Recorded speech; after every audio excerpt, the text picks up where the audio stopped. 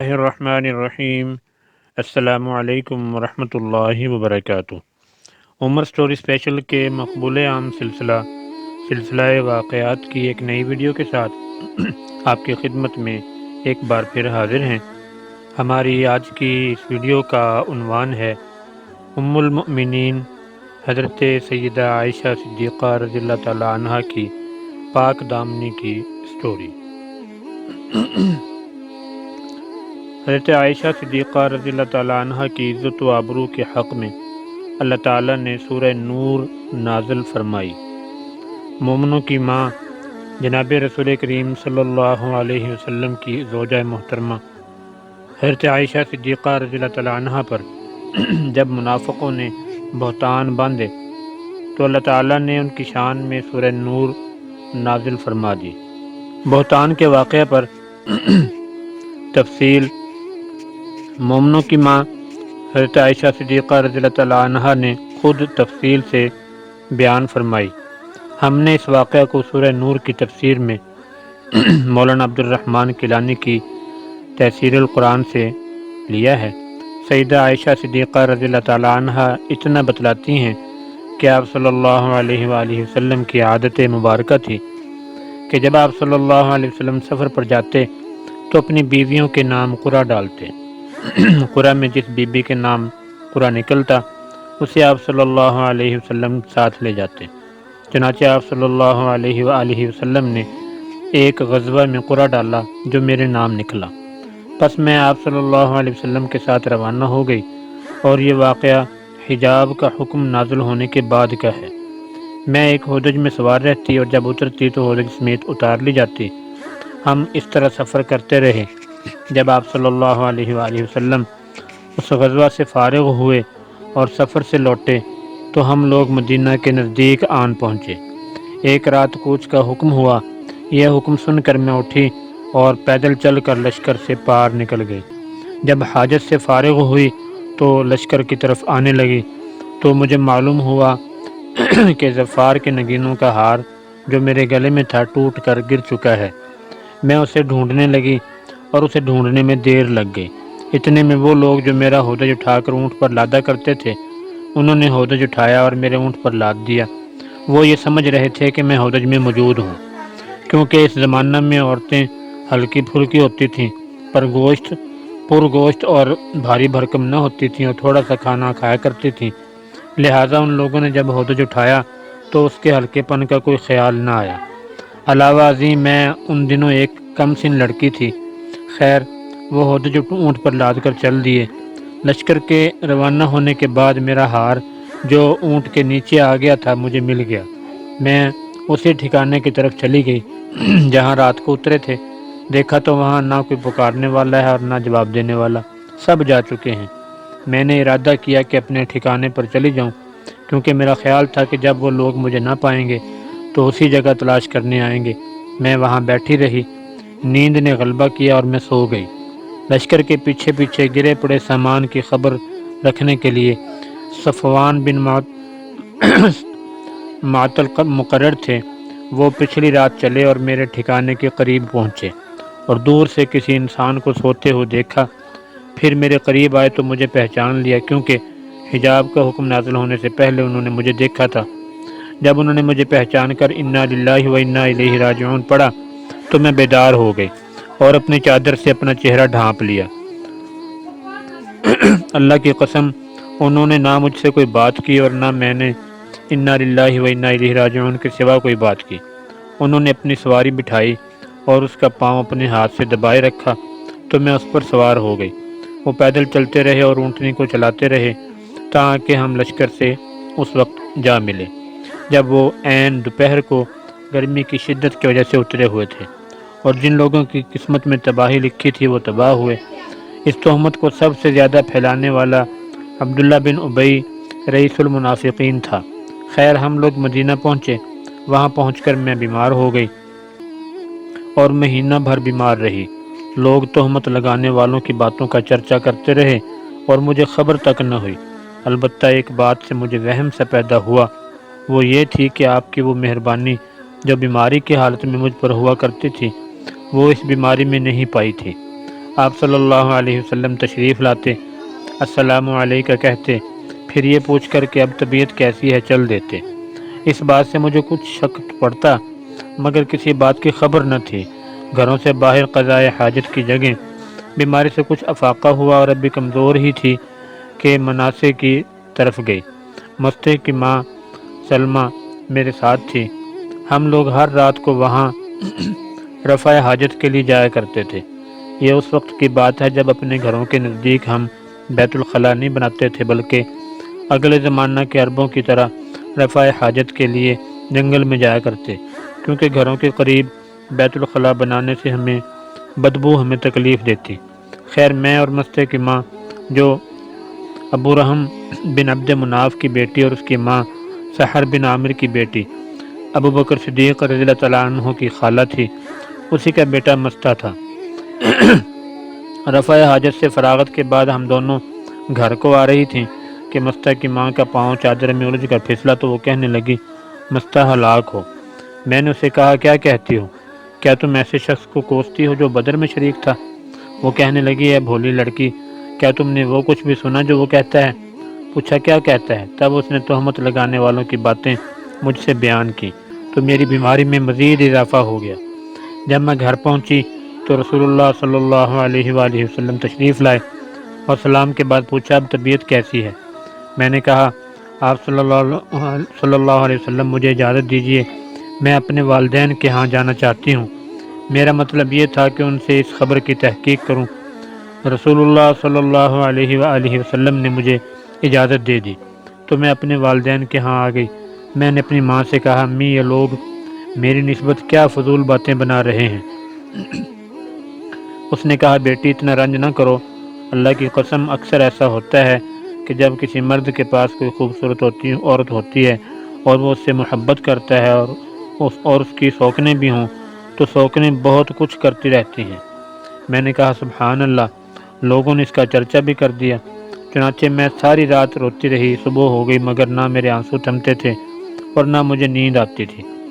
رسول اللہ صلی اللہ علیہ وآلہ وسلم نے سیدنا علی رضی اللہ تعالیٰ عنہ اور اسامہ بن زید رضی اللہ تعالیٰ عنہ کو بلایا، کیونکہ وحی اترنے میں دیر ہو رہی تھی اور آپ صلی اللہ علیہ وآلہ وسلم اس سلسلہ میں ان سے مشورہ چاہتے تھے۔ چنانچہ اسامہ بن زید رضی اللہ تعالیٰ عنہ نے آپ کو وہی مشورہ دیا جو وہ جانتے تھے کہ عائشہ رضی اللہ تعالیٰ عنہ ایسی ناپاک باتوں سے پاک ہے، اور اسامہ رضی اللہ تعالیٰ عنہ کو آپ صلی اللہ علیہ وسلم کی بیویوں سے محبت تھی۔ انہوں نے صاف کہہ دیا کہ عائشہ رضی اللہ تعالیٰ عنہ پاک دامن اور بے قصور ہیں، اور سیدنا علی بن ابی طالب رضی اللہ تعالیٰ عنہ نے کہا یا رسول اللہ صلی اللہ علیہ وسلم، اللہ تعالیٰ آپ صلی اللہ علیہ وسلم پر تنگی نہیں کرے گا۔ عائشہ رضی اللہ تعالیٰ عنہ کے علاوہ اور بھی بہت عورتیں ہیں، اور اگر آپ صلی اللہ علیہ وسلم حضرت بریرہ رضی اللہ تعالیٰ عنہ سے پوچھیں تو وہ آپ کو ٹھیک ٹھیک بتا دیں گی۔ چنانچہ آپ صلی اللہ علیہ وسلم نے حضرت بریرہ رضی اللہ تعالیٰ عنہ کو بلایا اور اس سے پوچھا کیا تم نے کوئی ایسی بات بھی دیکھی ہے کہ عائشہ رضی اللہ عنہ کے متعلق تمہیں کچھ شک ہو؟ حضرت بریرہ رضی اللہ تعالیٰ عنہ کہنے لگیں اس کی قسم جس نے آپ صلی اللہ علیہ وآلہ وسلم کو حق کے ساتھ بھیجا، میں نے ایسی کوئی بات نہیں دیکھی۔ ہاں میں اس میں ایک بات دیکھتی ہوں اور اسے چشم پوشی کر جاتی ہوں، اور وہ یہ کہ وہ بھی کم سن بچی ہے، آٹا گوندا پڑا چھوڑ کر سو جاتی ہے اور بکری آ کر آٹا کھا جاتی ہے۔ میرا وہ دن بھی رونے دھونے میں گزرا اور میں مسلسل 2 دن سے رو رہی تھی، نہ میرے آنسو تھمتے اور نہ نیند آتی۔ میرے والدین سمجھے کہ رو رو کر میرا کلیجہ پھٹ جائے گا۔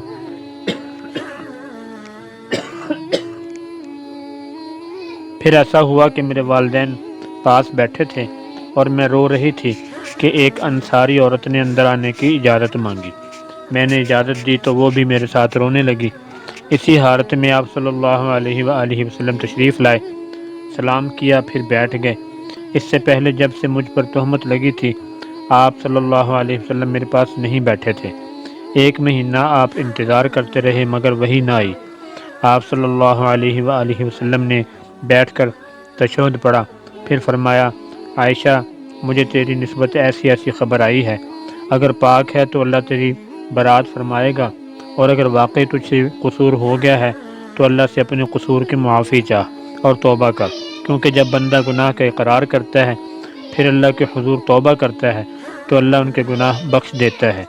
جب آپ یہ گفتگو ختم کر چکے تو یک بارگی میرے آنسو تھم گئے، یہاں تک کہ ایک قطرہ بھی میری آنکھوں میں نہ رہا۔ میں نے اپنے والد سے کہا وہ آپ صلی اللہ علیہ وسلم کو جواب دیں۔ وہ کہنے لگے اللہ کی قسم میں نہیں جانتا کہ کیا جواب دوں۔ پھر میں نے اپنی والدہ ام رومان سے کہا کہ تم جواب دو۔ انہوں نے بھی کہا میں نہیں جانتی کہ کیا جواب دوں۔ آخر میں خود ہی جواب دینے لگی۔ میں ایک کمزور لڑکی تھی، قرآن مجھے زیادہ یاد نہ تھا۔ میں نے کہا اللہ کی قسم میں جانتی ہوں کہ یہ بات جو آپ لوگوں نے سنی ہے آپ کے دل میں جم گئی ہے۔ اب اگر میں گناہ کا انکار کروں اور اللہ جانتا ہے کہ میں نے گناہ نہیں کیا تو آپ لوگ مجھے سچا نہیں سمجھیں گے، اور اگر میں گناہ کا اقرار کر لوں اور اللہ جانتا ہے کہ میں اس سے پاک ہوں تو آپ لوگ مجھے سچا سمجھیں گے۔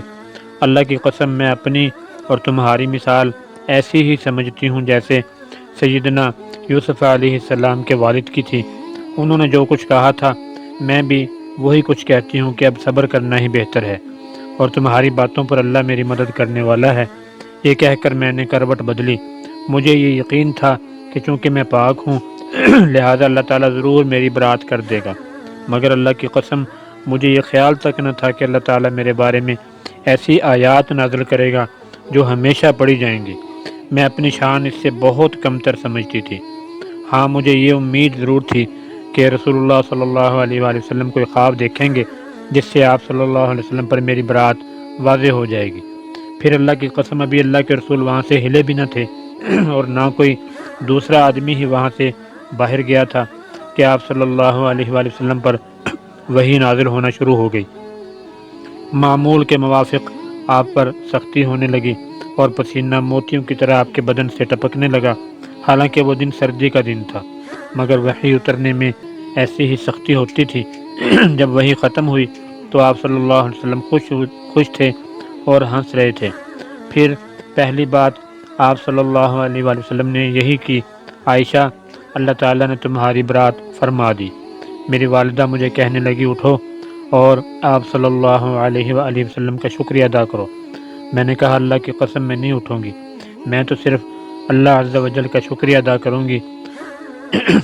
اس وقت اللہ تعالیٰ نے یہ آیتیں اتاری جن کا ترجمہ یہ ہے جن لوگوں نے تہمت کی باتیں کی وہ تم سے ہی ایک ٹولہ ہے، اسے تم اپنے لیے برا نہ سمجھو بلکہ یہ تمہارے لیے بہتر ہے۔ جس نے اس میں جتنا حصہ لیا اتنا ہی گناہ کمایا، اور ان میں سے جو اس تہمت کے بڑے حصے کا ذمہ دار بنا اس کے لیے عذاب عظیم ہے۔ جب تم نے یہ قصہ سنا تھا تو مومن مردوں اور عورتوں نے اپنے دل میں اچھی بات کیوں نہ سوچی اور یوں کیوں نہ کہہ دیا یہ تو صریح بہتان ہے۔ پھر یہ تہمت لگانے والے اس پر چار گواہ کیوں نہ لا سکے؟ پھر جب یہ گواہ نہیں لا سکے تو اللہ کے ہاں یہی جھوٹے ہیں۔ اور اگر تم پر دنیا اور آخرت میں اللہ کا فضل اور اس کی رحمت نہ ہوتی تو جن باتوں میں تم پڑ گئے تھے اس کی پاداش میں تمہیں عذاب عظیم آ لیتا۔ جب تم اپنی زبانوں سے اس بہتان کو اچھالتے تھے اور اپنے منہ سے وہ کہہ رہے تھے جس کے متعلق تمہیں علم نہ تھا اور تم اسے معمولی سمجھ رہے تھے حالانکہ وہ اللہ کے ہاں بہت بڑی تھی۔ اور جب تم نے یہ قصہ سنا تھا تو تم نے یوں کیوں نہ کہہ دیا ہمیں یہ مناسب نہیں کہ ایسی بات کریں، تو پاک ہے، یہ تو بہت بڑا بہتان ہے۔ اللہ تمہیں نصیحت کرتا ہے کہ اگر تم مومن ہو تو آئندہ کبھی ایسی حرکت نہ کرنا۔ اللہ تمہیں واضح ہدایات دیتا ہے اور وہ سب کچھ جاننے والا اور حکمت والا ہے۔ جو لوگ یہ چاہتے ہیں کہ ایمان لانے والوں میں بے حیائی کی اشاعت ہو ان کے لیے دنیا میں بھی المناک عذاب ہے اور آخرت میں بھی، اور اس کے نتائج کو اللہ ہی بہتر جانتا ہے، تم نہیں جانتے۔ اور اگر تم پر اللہ کا فضل اور اس کی رحمت نہ ہوتی تو برے نتائج نکلتے، اور اللہ یقیناً مہربان اور رحم والا ہے۔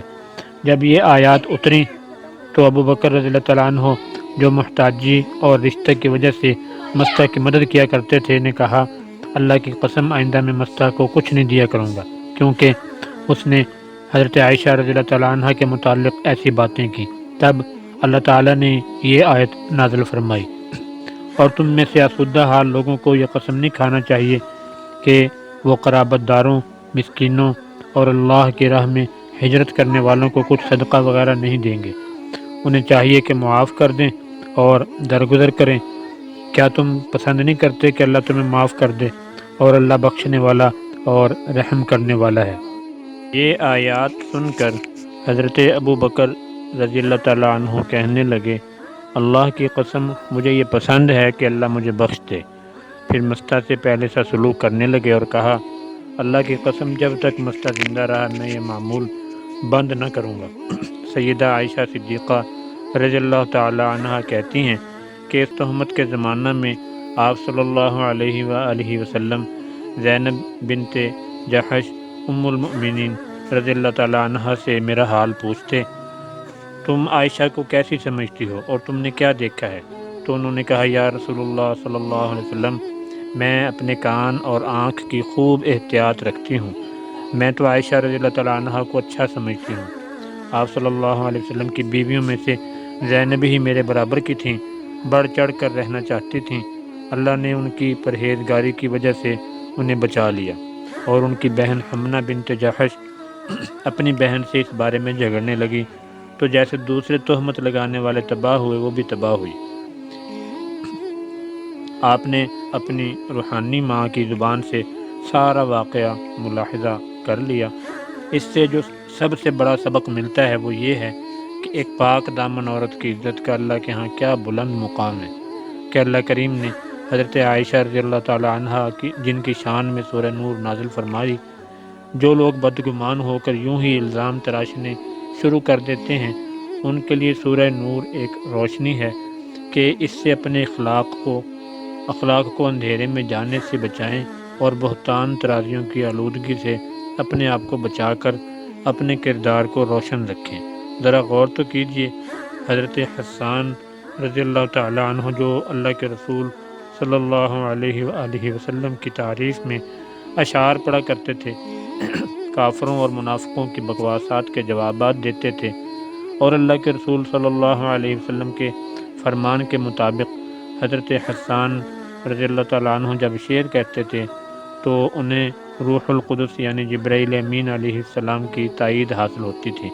اتنا بڑا مقام ہونے کے باوجود جب وہ منافقین کے پروپیگنڈے کے بہاؤ میں بہہ گئے اور الزام لگانے والوں میں شامل ہو گئے تو بے شک وہ سورہ نور کے نزول کے بعد تائب ہو گئے، مگر اس کے باوجود ان کے بارے میں حضرت عائشہ رضی اللہ تعالیٰ عنہ کے ریمارکس کیا تھے ملاحظہ ہوں۔ صحیح بخاری کتاب الادب میں ہے کہ حضرت مسروق رضی اللہ تعالیٰ عنہ کہتے ہیں، میں حضرت عائشہ رضی اللہ تعالیٰ عنہ کے پاس تھا کہ حضرت حسان بن ثابت رضی اللہ عنہ آئے۔ حضرت عائشہ رضی اللہ تعالیٰ عنہ نے انہیں عزت کے ساتھ بٹھایا، حکم دیا کہ ان کے لیے گدی بچھا دو۔ جب وہ واپس چلے گئے تو میں نے ام المؤمنین سے کہا کہ آپ انہیں اپنے ہاں آنے کی اجازت کیوں دیتی ہیں؟ ان کے آنے کا کیا فائدہ؟ کیونکہ اللہ تعالیٰ نے تو سورہ نور میں فرما دیا کہ ان میں سے جو شخص تہمت کے بڑے حصہ کا ذمہ دار بنا تو اس کے لیے عذاب عظیم ہے۔ تو ام المؤمنین نے فرمایا، اندھا ہونے سے بڑا عذاب اور کیا ہوگا؟ حضرت حسان رضی اللہ تعالیٰ عنہ آخری عمر میں نابینا ہو گئے تھے، لہذا ام المؤمنین نے فرمایا شاید یہی عذاب عظیم ہو۔ قارئین کرام، حضرت حسان رضی اللہ تعالیٰ عنہ بے شک جنتی ہیں، لیکن ام المؤمنین پر تہمت کا جو بڑا حصہ دار بنا وہ تو بے شک عبداللہ بن ابی منافق تھا، لیکن حضرت حسان رضی اللہ تعالیٰ عنہ ان کا بھی یہ حال تھا کہ آخری عمر میں نابینا ہو گئے، لہذا اس سے ثابت یہی ہوتا ہے کہ پاک دامن مومن عورت پر الزام تراشی اللہ کو کس قدر ناپسند ہے۔ الغرض اللہ تعالیٰ نے صدیقہ کائنات کی عزت کی حفاظت کی گواہی عرش سے نازل فرما کر قیامت تک کے لیے یہ سبق دیا کہ مومن عورت کی عزت اللہ کے ہاں بہت اونچا مقام رکھتی ہے۔ دوستو، ویڈیو آپ کو کیسی لگی؟ کمنٹ سیکشن میں اپنے خیالات کا اظہار ضرور فرمائیں۔ ویڈیو کو لائک اور شیئر کرنا مت بھولیے، چینل کو سبسکرائب کر لیجئے۔ اپنا بہت سا خیال رکھیے، ملتے ہیں انشاءاللہ بہت جلد نیکسٹ ویڈیو میں، تب تک کے لیے اجازت۔ اللہ حافظ، السلام علیکم ورحمۃ اللہ وبرکاتہ۔